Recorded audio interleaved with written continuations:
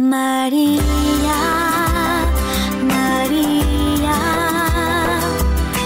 Madre del Amor. Radio Paz presenta María, Intercesora Nuestra.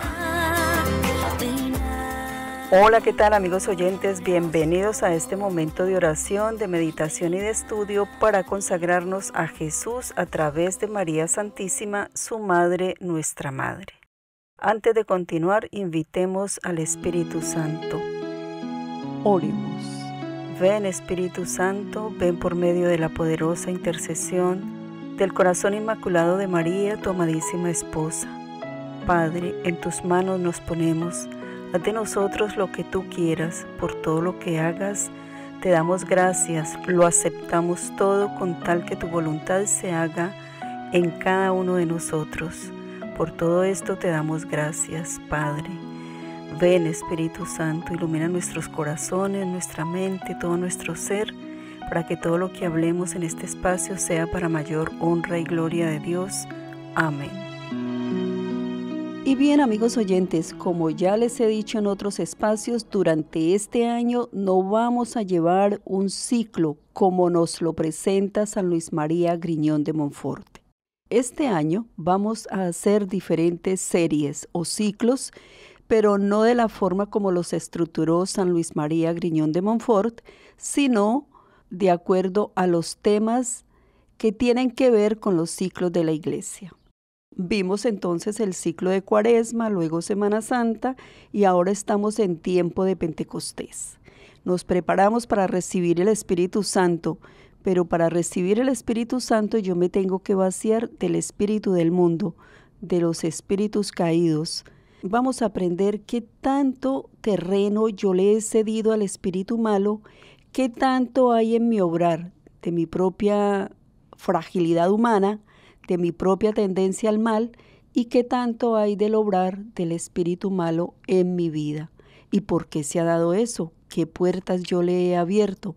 Para esto hemos invitado a Paola Orejuela, quien nos acompañó hace un tiempo para hablarnos del Espíritu Santo de acuerdo a los escritos de Luisa Picarreta en su libro llamado La Divina Voluntad.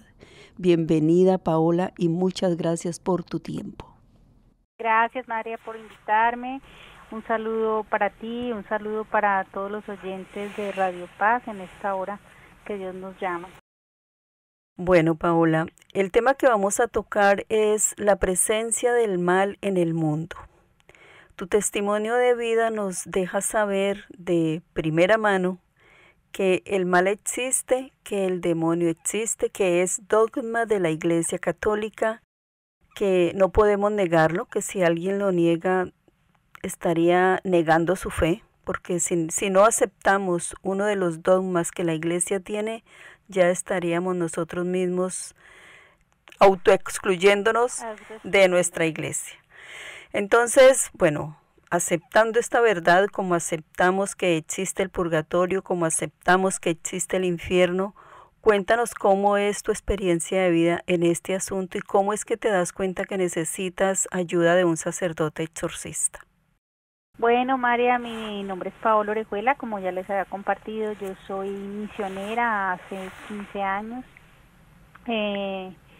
soy colombiana de Cali Valle. Yo recibo el llamado del Señor para empezar a seguirlo a través de precisamente mi historia de vida. Yo no era católica, yo era agnóstica, es decir, creía en que existía una fuerza superior que movía todo, pero no en Dios no en Dios dentro de la doctrina, dentro de la fe católica. Vivía una vida bastante desordenada, pero cuando empiezo a experimentar ciertas cosas en mí, la enfermedad, problemas económicos, cosas muy complejas, empiezo a darme cuenta que hay algo más.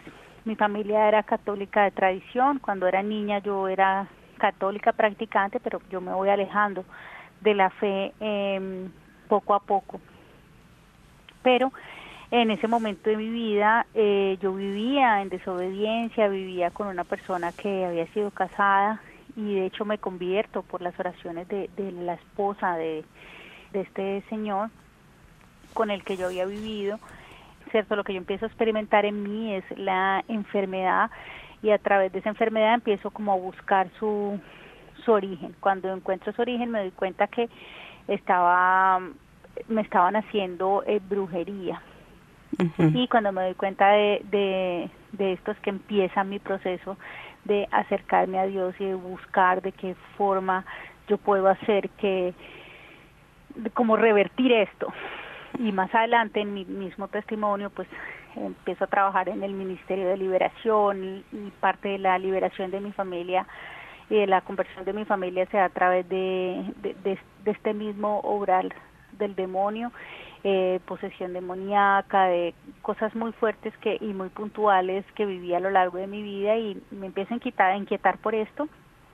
No, y aclaro, no como una persona docta, no como demonóloga, sino desde mi propia experiencia de fe, dentro de lo que yo he podido trabajar en el ministerio, acompañando a un sacerdote, no como líder de un ministerio, sino acompañando a un sacerdote, lo que he visto, lo que he experimentado en mi propia persona, desde esa experiencia es que pues se va a dar les voy a dar compartir. Ahí, en ese punto de mi vida, es donde empieza como mi conocimiento de Dios, y dentro de ese conocimiento de Dios está ese conocimiento del mal. Cuando te enfermas y ahí buscas a Dios porque no había solución para tu enfermedad, no había médico que pudiera darte una medicina que te sanara. No, yo empiezo buscando a Dios, yo me devuelvo como a la época de mi infancia, donde yo había conocido a una chica que el Señor se manifestaba a través de ella, y vuelvo y la busco por un impulso del corazón. O sea, yo siento en el corazón como no entiendo qué es lo que me está pasando, porque yo empiezo a vivir como unas crisis nerviosas muy muy severas y muy extrañas para mí, donde yo no entendía qué ocurría.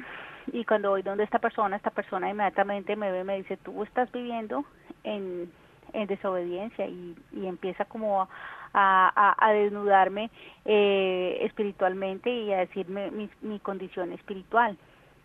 Y dentro de las cosas que me dice que me están haciendo una brujería, no para que me vaya mal, sino para que me muera. Y pues obviamente empieza a entrar como la primera luz que entra en mí es el santo temor de Dios. Empiezo a tener un temor en mí, y si pierdo la vida, ¿qué pasa? Pero lo más curioso no es si yo pierdo la vida, es y si él se muere, ¿qué me pasa? O sea, ¿qué va a pasar aquí? Que era como la paradoja dentro de mi corazón.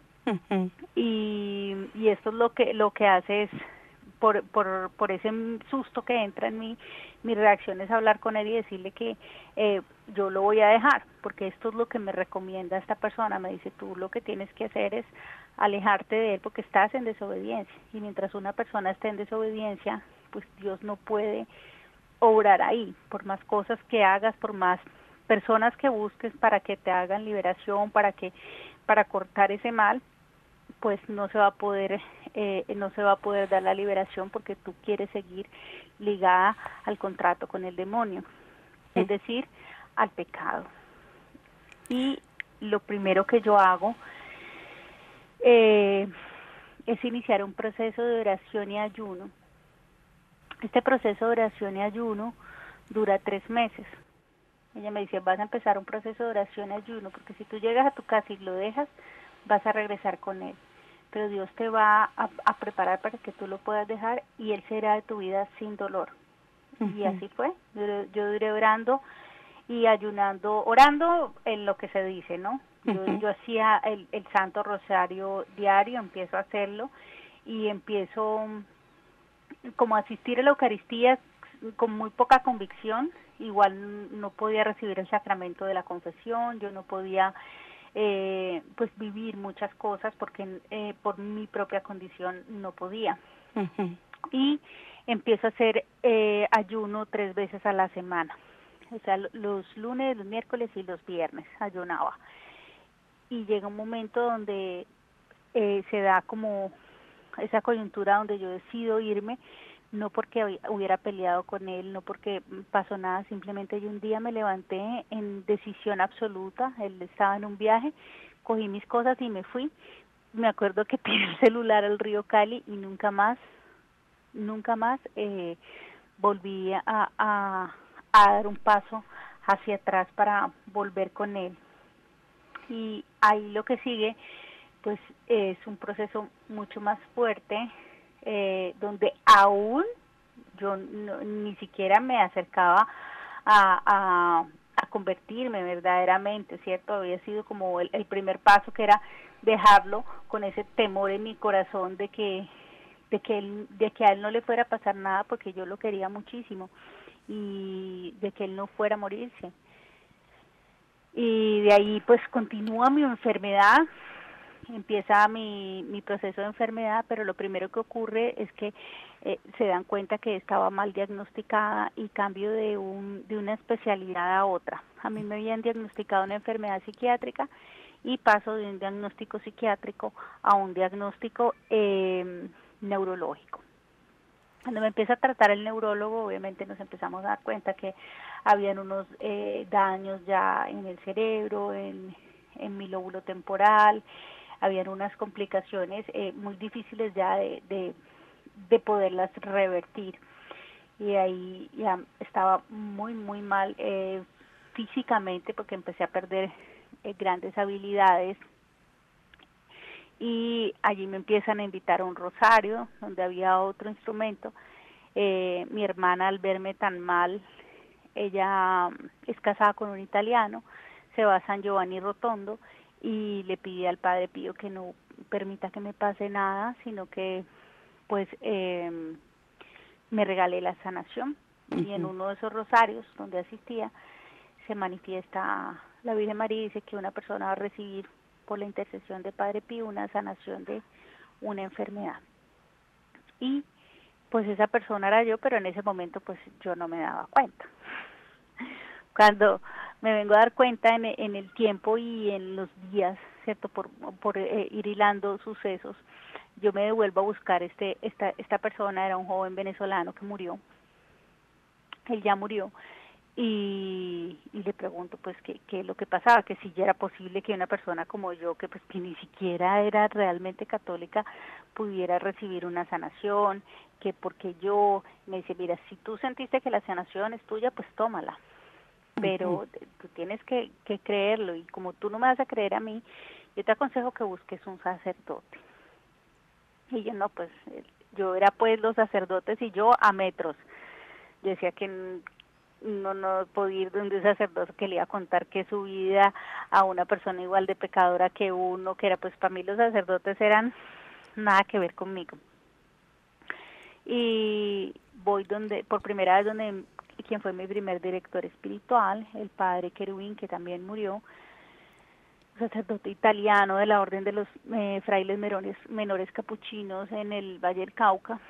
Y cuando llegó donde este sacerdote, yo le digo, mira, lo primero que yo voy a hacer es, yo no soy católica, yo no creo en esto, pero a mí me está pasando una cosa que yo voy de enredo en enredo, o sea, yo no entiendo qué es lo que está pasando, pero me está pasando, o sea, son hechos que uno no puede como explicar desde el punto de vista lógico, desde la ciencia.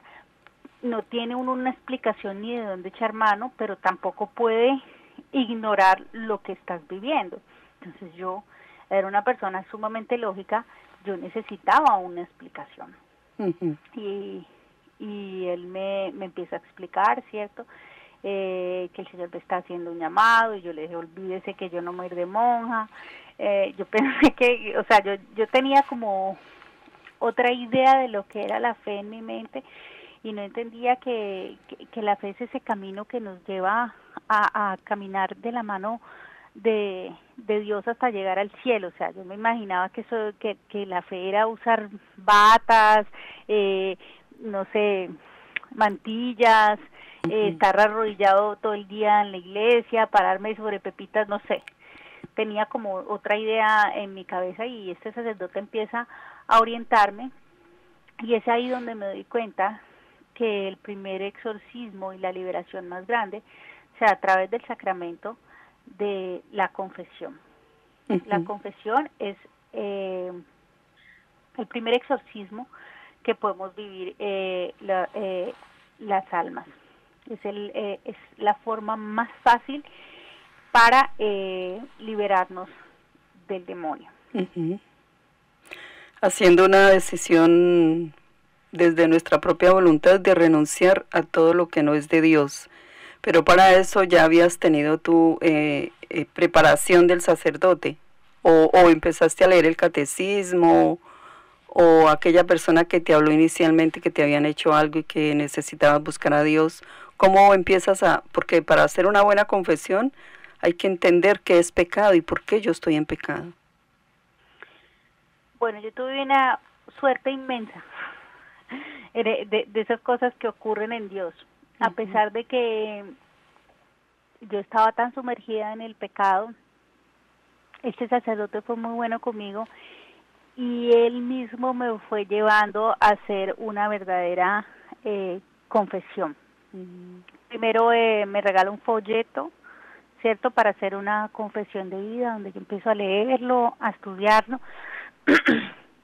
y empiezo como a comprender qué es el pecado, pero en mí no había como esa conciencia de esto también es pecado, pues esto no puede ser, o sea, porque en mí no había como esa contrición y esa conciencia real, ¿cierto? Estaba todavía en ese punto donde uno está, donde, ay, no, yo sí creo, pero en eso tampoco, hasta allá tampoco.